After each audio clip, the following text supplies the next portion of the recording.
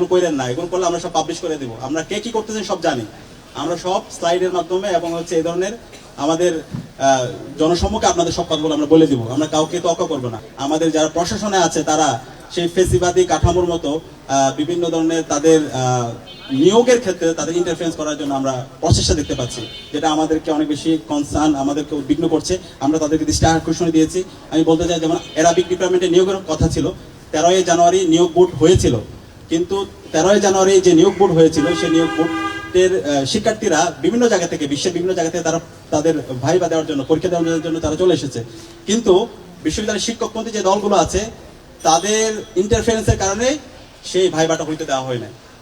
তো এটা এই ধরনের যারা ইন্টারফারেন্স করতেছেন, আমরা বলতে চাই এগুলো করেন না, এগুলো করলে আমরা সব পাবলিশ করে দেবো। আমরা কে কি করতেছেন সব জানি, আমরা সব স্লাইডের মাধ্যমে এবং হচ্ছে এই ধরনের আমাদের জনসম্মুখে আপনাদের সব কথাগুলো আমরা বলে দিব। আমরা কাউকে তর্ক করবো না। আমাদের এখানে টার্গেট হচ্ছে মেরিটোরিয়াস এনশিওর করা।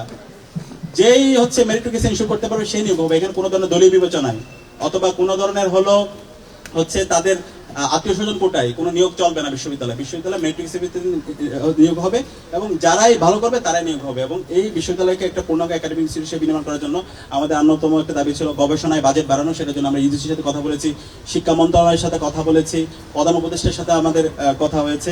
তো আমরা আশা করছি আগামী বাজেটে, এবং এই যে বাজেট আছে ইউজিসিতে, শিক্ষায় বাজেট বাড়ানোর জন্য এবং এর সাথে গবেষণায় বাজেট বাড়ানোর জন্য আমরা কাজ করছি। এবং বিশ্ববিদ্যালয়ের যে লাইব্রেরিগুলো আছে সেই লাইব্রেরিগুলো সংস্কার করার জন্য আমরা ইতিমধ্যে অনেকগুলো উদ্যোগ হাতে নিয়েছি, যেগুলো আমাদের এখানে বিস্তারিত দেওয়া আছে। তো সব মিলিয়ে বিশ্ববিদ্যালয়কে একটা পূর্ণাঙ্গ একাডেমিক ইনস্টিটিউট হিসেবে বিনির্মাণ করার জন্য যা যা করা দরকার তা করার জন্য আমরা প্রস্তুত আছি। এবং বিশ্ববিদ্যালয়ের শিক্ষার্থীদের, নারী শিক্ষার্থীদের অন্যতম একটা দাবি ছিল মাতৃত্বকালীন ছুটি, যেটা অনেক দিনের দাবি। তো ইতিমধ্যে সেটা সিন্ডিকেটে পাস হয়েছে এবং এটা খুব দ্রুতই কার্যকর হওয়ার জন্য ইতিমধ্যে ঘোষণা বিশ্ববিদ্যালয় থেকে আসবে। এবং নারী শিক্ষার্থীদের নিরাপত্তার জন্য ইতিমধ্যে আমরা সারা দেশব্যাপী দেখতে পাই, জুলাই বিপ্লবে আমাদের বোনরা সামনে থেকে আমাদেরকে প্রটেক্ট করেছে। তারা ছিল আমাদের অন্যতম প্রেরণার উৎস।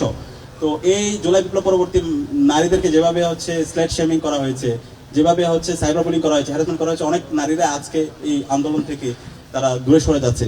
তো এই নারীদেরকে আরো বেশি যেন তারা মেন্টালি এবং ফিজিক্যালি যারা যেন ফিট থাকে, এবং সেটার জন্য আমরা সেলফ ডিফেন্স কোর্স ইতিমধ্যে ঘোষণা করেছি এবং সবগুলো হলে সম্পন্ন হয়েছে। ডাকসুর স্পোর্টস সম্পাদক প্রত্যেকটা হলে গিয়ে সেলফ ডিফেন্স কোর্স করছেন এবং আমাদের পরিকল্পনা আছে এটা সকল শিক্ষার্থীদেরকে এই কোর্সের আওতায় নিয়ে আসা। এবং এর বাইরে অসংখ্য কোর্স হচ্ছে শিক্ষার্থীদের সফট স্কিল ডেভেলপ করার জন্য। আপনারা যদি আমাদের এই আউটলেটটা দেখেন, এখানে দেখতে পাবেন প্রচুর আমরা প্রত্যেকটা হলে গিয়ে শিক্ষার্থীদের হচ্ছে first aid camp, boot camp থেকে শুরু করে অসংখ্য কোর্স আমরা করছি হল সংসদ এবং কেন্দ্রীয় সংসদের উদ্যোগে। তো সব মিলে আমরা একটা জবাবদিহিতার মধ্যে দিয়ে যেতে চাই এবং আমরা বলছি বিশ্ববিদ্যালয় স্বপ্নের ক্যাম্পাস, একজন শিক্ষার্থী প্রথম বর্ষ থেকে যে স্বপ্ন নিয়ে বিশ্ববিদ্যালয়ে ভর্তি হয়, তার এই স্বপ্নের ক্যাম্পাস বিনির্মাণ না হওয়ার আগ পর্যন্ত আমরা থামবো না।